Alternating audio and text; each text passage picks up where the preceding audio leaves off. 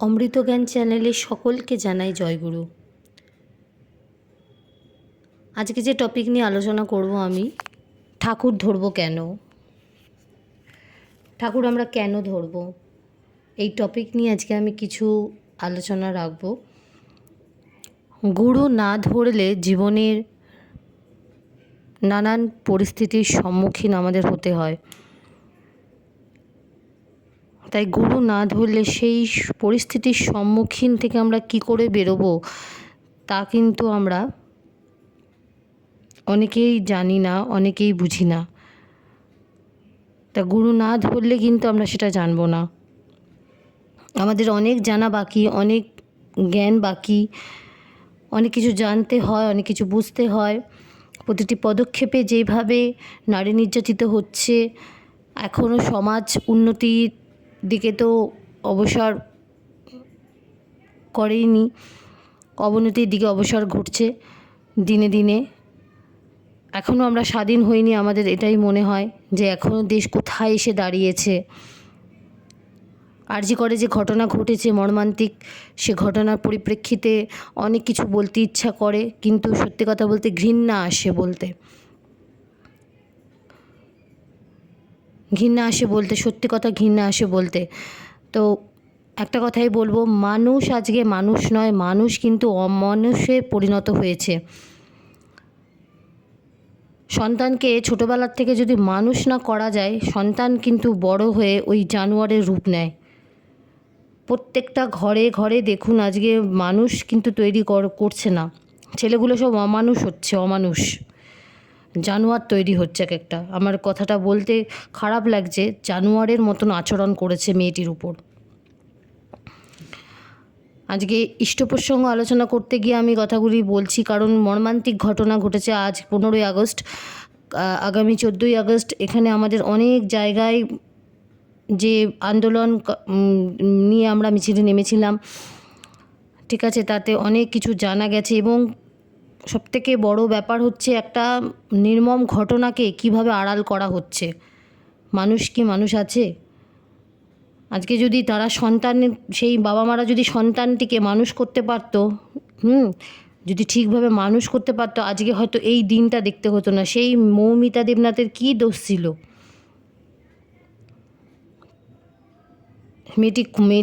মেয়েটির তো কোনো দোষ ছিল না, সে ডিউটিতে ছিল। তাকে যে এরকম নৃশংসভাবে তাকে যে এরকম একটা মানে নোংরা কাজ তার সঙ্গে করা হয়েছে, তার দোষটা কী ছিল?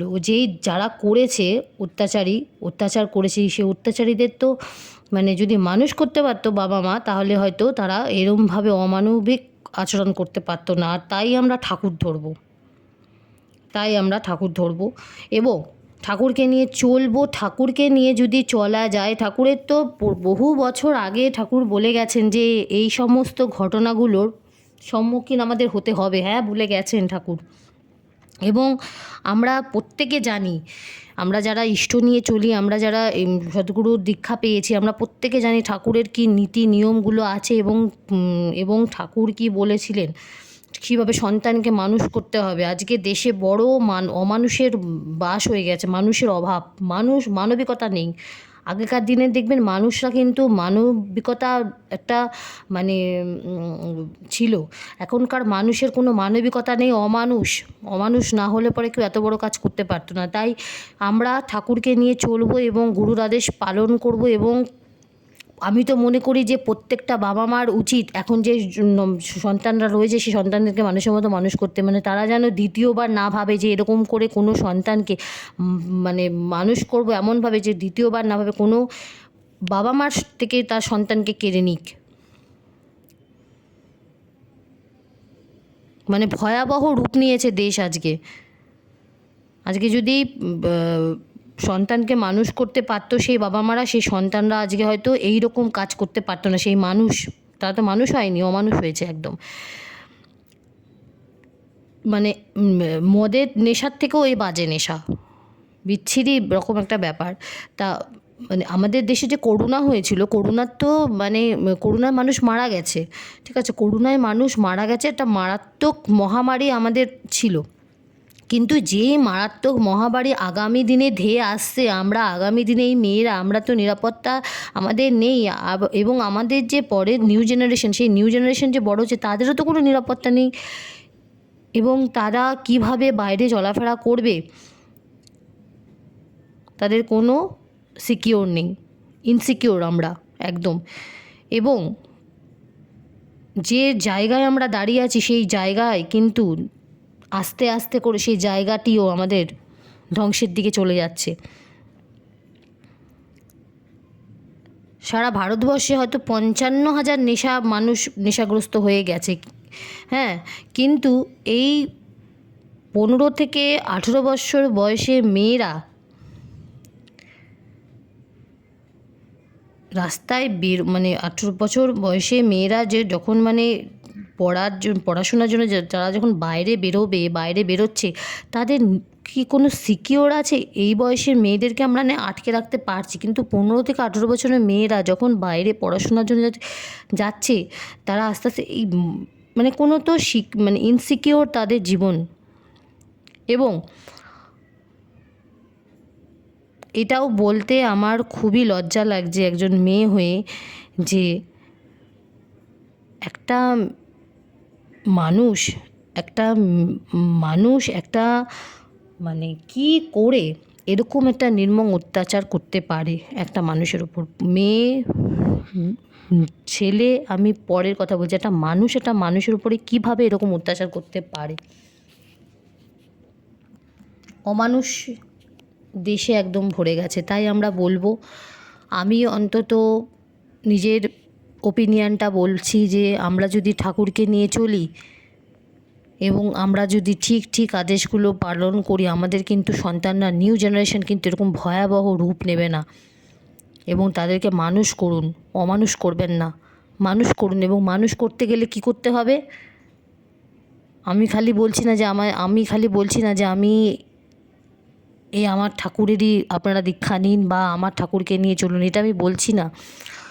যে কোনো ভাবে হোক মানুষ করার চেষ্টা করুন সন্তানদেরকে, এটা আমি বিনীত রিকোয়েস্ট করছি আগামী জেনারেশনে। না হলে কিন্তু সন্তান মানুষ হবে না, আর এরকমভাবে একটার পর একটা দেশে এরকম অত্যাচার হবে, নিপীড়িত হবে বাংলার মেয়েরা। এবং একটা কথাই বলতে আমার ইচ্ছা করছে, যে আজকে দেশে যা অবস্থা হয়েছে, মানে 14 থেকে যে ছেলেগুলি 14 বছর বয়স থেকে তারা নেশাগ্রস্ত হয়ে পড়ছে। কেন? বিড়ি, সিগারেট, মদ, গাঁজা কী না খাচ্ছে না। আপনি দেখবেন বন্ধু কোনো সময় একটা ছেলেকে বলবে না, চল আমরা গিয়ে মিষ্টি খেয়ে আসি দোকানে। কি বলবে? না, চল আমরা গিয়ে মদ খেয়ে আসি, চল সিগারেট খা। এমন দেশটা এমন জায়গায় চলে গেছে আমাদের এখন। আমাদের আশেপাশেই আমাদের পাড়া প্রতিবেশী, আপনি একবার একটু খেয়াল করে দেখবেন যে কীভাবে তাদের মানে সমাজটা কোথায় এগিয়ে যাচ্ছে, তাদের মানে পাড়া প্রতিবেশী ছেলেমেয়েরা কীভাবে নোংরার পথে এগিয়ে যাচ্ছে। দেশটা এইভাবেই হয়তো ধ্বংস হয়ে যাচ্ছে। অল্প বয়সী মেয়েরা তারা মানে কীভাবে জীবনটাকে নষ্ট করে দিচ্ছে। এত বিবাহ বিচ্ছেদ ভাবতে পারবেন না, এত বিবাহ বিচ্ছেদ আজকে আমাদের দেশে বেড়ে গেছে। ঠিক আছে, স্বামী স্ত্রীতে সম্পর্ক ভালো নেই, মা বাবাকে দেখছে না, মানে নানানভাবে নিপীড়িত হচ্ছে সমাজ। আজকে কোথায় এসে দাঁড়িয়েছে আজকে আমাদের সমাজ, একবার ভেবে দেখেছেন কোথায় এসে দাঁড়িয়েছে? আমরা কিন্তু সবাই ভাবি। এবং আজকের আলোচনা বস্তু আমার এটা, যে ঠাকুর ধরবো কেন। আমি আবার টপিকে ফিরে আসছি, ঠাকুর ধরবো কেন। এখানে আমি একটা কথাই বলবো, যে ঠাকুর কিন্তু আমরা এই কারণেই ধরবো, যাতে আমরা আমাদের চলার পথটাকে ভুল পথে না চালিত করি, ঠিক পথে চালিত করি। এবং আমি আমার নিজের ওপিনিয়ন থেকে এটা বলবো, জীবনে মানুষ কিন্তু অনেকবার ভুল করে, কিন্তু ভুলটাকে সংশোধন করতে হয়। এবং সেই ভুল পথ থেকে যদি আমি মনে করি আমি ঠিক পথে আসবো, তাহলে কিন্তু ঠিক পথে আসা যায়। এবং আমি আমার এই বার্তা থেকে আমি মানে এটাই বলার চেষ্টা করছি এবং পৌঁছে দিচ্ছি সবাইকে, মানুষ করুন, আগে ছেলেকে মানুষ করুন। মানুষ করতে গেলে বাবা মাকে জানতে হবে যে কি করলে পরে আমার ছেলে মানুষের মতো মানুষ হবে। আজকে দেশের যা অবস্থা, ছেলে মেয়েকে মানুষ করুন, আগে মানুষের মতো মানুষ করুন। পড়াশোনা শিখিয়ে মানুষ করা যায় না, তার ব্যবহার, তার আচার, তার চরিত্র সব ঠিক থেকে তাকে মানুষ করতে হবে। অত্যন্ত বাজে ঘটনা ঘটেছে, সেই ঘটনার মানে বহিঃপ্রকাশ আর কিছু করার বাকি নেই। সবাই আমরা জানি কি ঘটনা ঘটেছে, সেই ঘটনাকে আমি আর এখানে উল্লেখ করছি না। আমি ঠাকুরের কথা এখানে কিছু বলার চেষ্টা করব। আমি এটাই বলতে চাইলাম এতক্ষণ ধরে, যে ঠাকুর কেন ধরবো এবং মানে ঠাকুরকে ধরে চললে কি কি হয়। আজকে দেখুন, আমি বলছি একটা কথা, যে 90% মানুষ ধরুন এই রকম নেশাগ্রস্তর মধ্যে মেতে আছে। আজকে 90% মানুষই মেতে আছে এই নেশাগ্রস্তের মধ্যে। মানে চরিত্র খারাপ, নয় নেশা করছে, নয় মা বাবার কথা শুনছে না, নয় বউকে দেখে না বাড়িতে, সন্তান সন্ততি মানে তো দূরের কথা, বাড়িতে তার মা বাবাকে দেখে না পর্যন্ত, এবং বিচ্ছিরি একটা তারা জীবন লিড করছে। ঠিক আছে, যা সেই জীবনের সঙ্গে আমাদের জীবনের কোনো তাল গোল মেলে না। ঠিক আছে, মানে মানুষ কতটা অমানবিক হলে পরে একটা এরকম একটা বাজে বিচ্ছিরি পর্যায়ে পৌঁছে যায়। ঠিক আছে, মানুষ আজকে খুব নিচে নেমে গেছে, এবং ভবিষ্যতে আরও কিন্তু খারাপ পর্যায়ে পৌঁছে যাবে, এটা আমরা সবাই বুঝতে পারছি, এবং সতর্ক হতে হবে আমাদের সবাইকে। এবং শুধু সতর্ক হলেই হবে না, আমাদেরকে ভাবতে হবে যে আমাদের নিউ জেনারেশন কীভাবে ভালো থাকবে, তাই না? আমাদের ছেলেমেয়েরা কীভাবে ভালো থাকবে। আজকে প্রত্যেকটা মা বাবার বুকে আতঙ্কের একটা ছাপ চলে এসেছে, যে আমরা ছেলেমেয়েকে কীভাবে মানুষ বাইরে পাঠাবো পড়াশোনা করতে। আমাদের তো ছেলেমেয়ের কোনো নিরাপত্তা নেই। আজকে মেয়ে কেন, আজকে ছেলেদেরও কোনো নিরাপত্তা নেই। আজকে যে দিনকাল ছেলে ছেলেতে বিবাহ করছে, মেয়ে মেয়েতে বিবাহ করছে, কোন মানে কোন সমাজে দাঁড়িয়ে আছি আমরা। ছি, ধিক্কার এই সমাজকে। এই সমাজে আজকে 15ই আগস্ট মানে আমার বলতে লজ্জা করছে, যে আজকে আমরা কোন দেশে স্বাধীন। সেই নেতাজি এই দেশে স্বাধীনের জন্য নিজের জীবন বলিদান করে দিয়ে গেছেন। আমাদের বলতে লজ্জা করছে। আজকে আমরা কেউ আজকে কেউ কাউকে দেখা হলে আজকের দিনে বলতে পারছি না, আগামী দিনে যে ঘটনা ঘটে গেছে, যে হ্যাপি ইন্ডিপেন্ডেন্স ডে, কাউকে কাউকে বলতে পারছি না আমরা। যে বললেই তো নিজের মনে আগে প্রশ্ন আসে, হ্যাপি ইন্ডিপেন্ডেন্স ডে কী? ইন্ডিপেন্ডেন্স ডে আজকে আমরা পালন করছি কি? কোথায় দাঁড়িয়ে আছে আমাদের? স্বাধীন হয়েছে দেশ আদৌ? এটা নোংরা মানসিকতা যেখানে রয়েছে, সেখানে দেশ স্বাধীন হয়েছে? আজকে মেয়েরা কোথায় স্বাধীন? মেয়েরা বেরোতে পারছে না বাড়ির বাইরে। তাহলে প্রথমে কিন্তু ভাবতে হবে যে আগে ছেলে মেয়েকে মানুষ করতে হবে, কিন্তু মানুষের মতো, নাহলে ওই রকম নোংরা মানবিকতা তাদের মনে জন্মায় না। যে তার মা বাবা আজকে যে ঘটনাটা ঘটিয়েছে, যারা তাদের মা বাবারা যদি ঠিক মতন মানুষ করতে পারতো না, তাহলে কিন্তু আজকে এই ঘটনা ঘটতো না। তাদের মানুষ করতে পারিনি, তাদের সমাজ ভালো না, তাদের পরিবেশ ভালো না, তার শিক্ষা ভালো না, তার ফ্যামিলি ভালো না। সেই ফ্যামিলি থেকে বিলং করেছে সেই ছেলে মেয়েগুলো, সেই ফ্যামিলি থেকে বিলং করছে। তারা মানে তাদেরকে ছোটোবেলা থেকে বোঝায়নি যে কী করলে কী হয়, আর কী না করলে কোনটা ভালো হয়, এগুলো বোঝায়নি। আজকে শিক্ষার অনেক মানে অভাব, সেই জায়গা থেকে কিন্তু এই পদোন্নতিগুলো ঘটেছে। এবং আজকে এই যে আগামী যে ঘটনাটা ঘটেছে বৃহস্পতিবার সেই রাতে, সেই ঘটনাটার কিন্তু একদম মিল আছে এই ঘটনার সঙ্গে, যে এই মানুষ না করা। ছেলে মেয়েকে মানুষ করুন আগে। এবং আমি এটা বলবো যে প্রত্যেকটি বাবা মাকে আগে জানুন যে কীভাবে মানুষ করলে পরে আপনার সন্তান এবং ভবিষ্যতে আরও উন্নতির পথে এগিয়ে যাবে, অবনতির পথে নয়, উন্নতির পথে এগিয়ে যেতে চায়। এবং সবাই কিন্তু আমরা এটাই চাই যে আমাদের ছেলেমেয়েরা উন্নতির পথে এগিয়ে যাক, অবনতির পথে এগিয়ে যাক না, এগিয়ে যাতে না যায়। এবং আরেকটা কথা আমি বলবো, যেটা হচ্ছে ঠাকুরকে নিয়ে আমরা যে বলি কথা, হ্যাঁ, শুধু কথা বললেই তো হয় না। ঠাকুরের ঠিক ঠিক কাজগুলো, ঠিক ঠিক মানে চলন বলন সমস্ত কিছুগুলো আমাদেরকে শিখতে হয়, আগে জানতে হয়, বুঝতে হয়। আমি গড় করে কবিতার মতন সব কিছুটা বলে গেলাম গুরুর মন্ত্র, কিন্তু ওই মন্ত্রর কী মানে আছে তা আমি জানলাম না। এটা করলে কিন্তু হয় না, এটা করলে কিন্তু হবেও না। আমাদের সেই মন্ত্রগুলো কী কী কথার মানে, সেই মানেগুলো ঠাকুর কী বলতে চেয়েছেন, সেই মানেগুলোকে কিন্তু আমাদের আগে প্রথমে জানতে হবে। সে ঠাকুরকে কেন প্রয়োজন? আমরা কোথায় আছি? আমাদের সন্তানদেরকে আমরা কার কাছে রেখে যাব? দেশটা কিভাবে চলছে এবং চলবে? আমরা যদি একটু ভাবি দেশের আগামী দিনে কী আসতে চলেছে, তাই আচার্যদেব শ্রী দাদা এই 3.5 কোটি দীক্ষার কথা কিন্তু বলেছেন, এবং দীক্ষা ছাড়া বাঁচার কোনো রাস্তা নেই। সত্যনারায়ণ গ্রন্থে শ্রী ঠাকুর বলেছেন, তুমি তোমার নিজের ও দেশের ও বর্তমানের ভবিষ্যতের জন্য কিন্তু দায়ী থাকবে।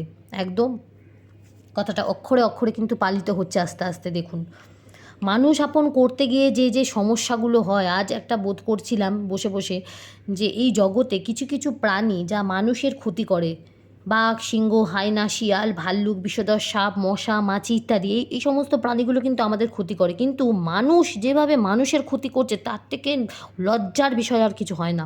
ধিক্কার সেই মানুষকে। সেই তালিকার কাছে অনেক প্রকার মানে জীবাণুও আছে, ভাইরাসও আছে, যা আমাদের এই করোনা ভাইরাস কয়েক বছর আগে চলে গেল, সেই ভাইরাসে যেমন মানুষ মরেছে। এ তো মানে কি বলবো, এই যে ভাইরাস হচ্ছে আমাদের যে চলছে দেশে, সেই ভাইরাস তো আরও মহামারী মানে ক্ষতিকর ভাইরাস। এই ভাইরাস থেকে তো বাঁচা সম্ভব নয়। করোনার তো তাও টিকা পাওয়া গেছিলো, এই ভাইরাসের কী টিকা আছে? আমাদের প্রত্যেকটার একটা নির্দিষ্ট বৈশিষ্ট্য এবং চরিত্র আছে, সেটা জেনে মানুষ সতর্ক হতে পারে, নিজেকে বাঁচাতে পারে। আমি শুনেছি যে মানব জন্মটাও অতি দুর্লভ জন্ম। 84 লক্ষ যোনি ভেদ করে তারপর মানব জন্ম পায়। আর সেই মানব জন্ম পেয়ে মানুষ এগুলো কী করছে, নোংরামুচ্ছি। মানুষ জন্ম পেয়েছে, মানুষ নিজেই জানে না যে কত কত জন্মের পরে আমাদের জন্ম হয়েছে, এই মানব জন্ম। সেই মানব জন্মকে এরা এইভাবে ইউজ করছে। আর সেই জন্যে মানুষ এখন জাতি, যার মধ্যে ওই সব যে জন্মের প্রাণীদের ভালো মন্দ উপকার হিংস্রভাব, ওই সব দুষ্টভাব, স্বভাব, আচরণ, মনের যে চরিত্র লুকিয়ে আছে, মানে নোংরা মনের চরিত্র, এটা বিষধর সাপের থেকেও ভয়ানক। সে বিষধর সাপ তো বিষ দিলে পরে সেই বিষটাই মনে হয় যে ভালো। এত নোংরা মনের মানুষ এখন থেকে আমাদের সমাজে লুকিয়ে আছে। তাই ঠাকুর ছোট্ট কথা সতর্ক করলেন, টাকা রেখে গুনে গুনে মানুষ নিয়ে চিনে মনে হয় 84 লক্ষ প্রাণীর স্বভাব, বৈশিষ্ট্য, ছল ছাতুরি, হিংসা, বিদ্বেষ, দোষ ও গুণ এক মানুষের মধ্যে থাকে।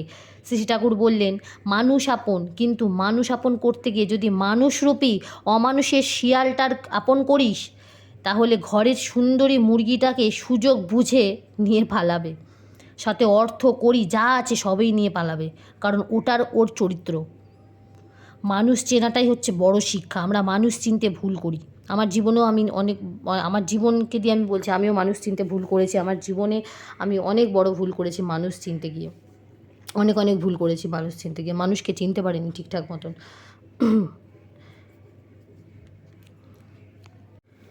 নিষ্ঠাসহ করলে নাম, আপনিই আসে প্রাণে রাম।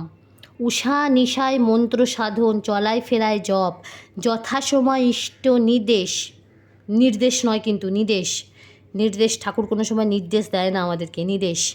মূর্ত করাই তপ।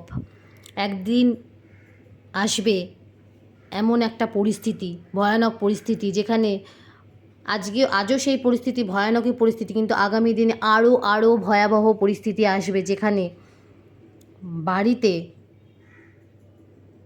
বসবাস করা দায় হয়ে যাবে, বাড়িতে ফ্যামিলির মধ্যে।